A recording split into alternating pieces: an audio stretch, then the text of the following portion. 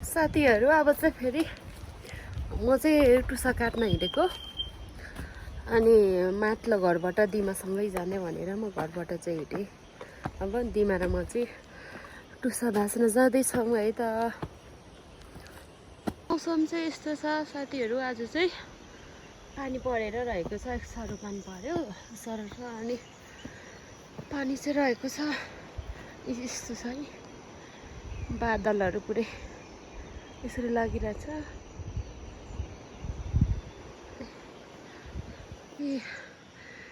दिमा र म टुसा भाँच्न जानुपर्ने ठाउँ चाहिँ यो माथि गाडी काटेकोदेखि अलिक अझै मासतिर हो।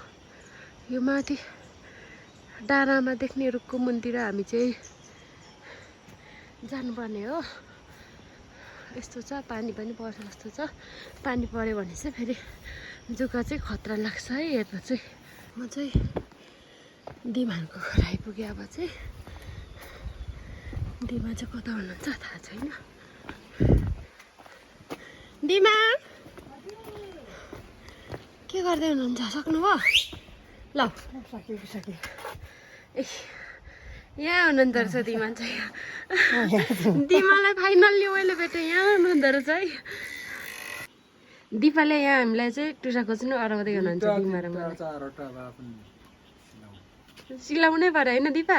एउटा भए पनि भान्जीले पठाइदिनु पर्ने टुसा, त्यो दिलीप सचिवलाई पनि टुसा चखाउनु पाए त हुन्थ्यो। यहाँ हामी चाहिँ हाम्रो माथि मूल घरको घुरेनमा चाहिँ स्याउ पाकेको रहेछ, एउटा दुईवटा स्याउ रहेछ अलिअलि। अब यसलाई चाहिँ टिप्ने कार्यक्रम हुन्छ। रुखमा चाहिँ पसिसकेँ, अब टिप्छु। एउटा एउटा रहेछ चाहिँ यति स्याउ टिपेँ। यो चाहिँ हाम्रो बारीमा फलेको स्याउहरू है साथीहरू। स्याउ चाहिँ अमिलो अमिलो रहेछ, छैन रहेछ, गुलियो चाहिँ छैन। भर्खरै गुलियो बस्दैछ। जुगाले कति उठिसक्यो पनि। यो चाहिँ कसको हो दिमा? यो यहाँ चाहिँ छैन कि क्या र नि? यसको मृत्यु हुन्छ अब। टुसाको बोटमा आइपुगेको छौँ, तर टुसा चाहिँ रहेन रहेछ है साथीहरू। यहाँ चाहिँ अब अरू बोटमा छ कि छैन, एक बोट चाहिँ देखेँ मैले ऊ यहाँनिर। तात्नु जाँदै रहेछ होला नि। गर्नु त म हेर्छु। यसरी जुगा चाहिँ हेर्नु न, आमामा यो सिङ्गानेको चिप्लामा त जाँदैन नि त। किरा लाग्यो काट्न कालिलो कालिलो खुकुरीले कालिलै छ दिमा यो बाबा।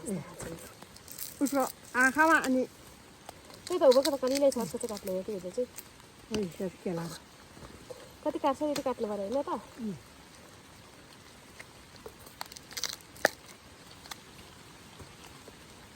यो चाहिँ हो दिमा।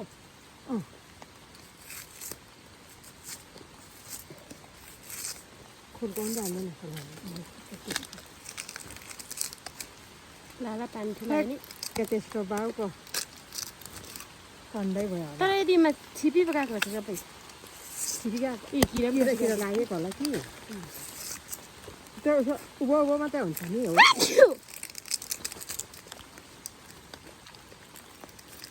छाता पनि ल्याउनु भएको? प्लास्टिक ल्याइन त मैले।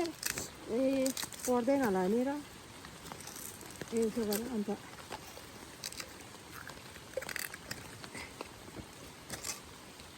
आज भोलिको दिन त के तँलाई त यो चाहिँ यति लामो चाहिँ त खाएँ। घरै लगेर काटौँ न। अनि यहाँ पुरा पुरा छिपेको ला अन्त अन्तिर पहिला उहिलेको कथा हुन्छ होइन बहिनी? जुगाले पुग्छ तर जुगा त आमामा त बसिन्न जुगा निस्केछ नि त धेरै। यसो हुने जुगा लामो भए पनि छ रहेछ छन् त फेरि छ यसो कलिलो के अलिअलि त अलिअलि होइन धेरै नै रहेछ त। बल्लै बल्ल भयो। अब लगेर धुनुपर्छ। धुने पानी परेर अहिले यस्तो छ है। अब चाहिँ हालत है टुसाको बोट चाहिँ पुरै तर चिपिसकेको रहेछ सबै धेरै जस्तो। अलिक हामी ढिला आएछौँ अनि यस्तो मात्रै छ। एक दुईवटा चाहिँ भेट्यौँ हामीले। दिमाले चाहिँ यहाँ भाँच्दै हुनुहुन्छ टुसा। ए यस्तै हुन्छ, यसलाई चाहिँ केलाउनु पर्ने हुन्छ। पानी भर्खरै रहेको छ। अहिलेको मौसम चाहिँ यस्तो छ है साथीहरू। जुगाले खाइ मारिसक्यो तर हामीलाई। यत्रो जुगाले टोकिरहेर छ है। यत्रो जुगाले अघिदेखि टोक्छ चिरिक चिरिक चिरिक घाँटीमा यस्तो छ। कसरी बोक्ने भन्नेमा समस्या पर्यो। पानी परेकै जुगाले टोकिसक्यो टाउकोतिर भने। यो दिमाले भारी लगाइसक्नुभयो एक बोरा। हामी चाहिँ अब यहाँनिर केलाएर लाने विचार गरिरहेको। पानी परेकोले गर्दाखेरि यतिकै लाने विचार गऱ्यौँ तर सकिन्छ सकिँदैन बोक्न भन्ने कुरामा छ है। यहाँ टुसा बोकाइ दिमा र मेरो चाहिँ यस्तो छ है हालत। यहाँ यस्तो छ। यहाँ टुसा चाहिँ यहाँ यति लिएको छौँ। अब यसलाई चाहिँ यसरी बनाउनु पर्ने हुन्छ। यहाँ दिपाले बनाउँदै हुनुहुन्छ। मान्छेले कति त्यो धान खाने मुसा खाँदो रहेछन्। हामी त छ्या त्यो मुसा त खाँदैनौँ मरे काट्यौँ। मुसा खा 1 लाख रुपियाँ दिन्छु भन्दा पनि म चाहिँ मुसा चाहिँ खाँदिनँ। टुसा चाहिँ पछि भए पनि खान्छ सबै नाक लाग्दैन एउटै। टुसा चाहिँ छकै पछि भए पनि खाने होइन दिपा? होइन दिनमा 3-4 चोटि भए पनि खाने। 35-36 झन् 40 वर्ष छ। अनि त्यो अहिलेको जमानामा चाहिँ अब चित्र पनि बुनिँदैन त्यत्रो डोको पनि बुनिँदैन। अनि खाएर सक्दै सकिँदैन छ। हजुर टुसा नाति यो सिङ्गने रोपौँ न। रोडको चाहिँ नि साइडमा ठक्क यहाँ डाँडादेखि उप रोडको साइडमा सिङ्गने रोप्ने हो।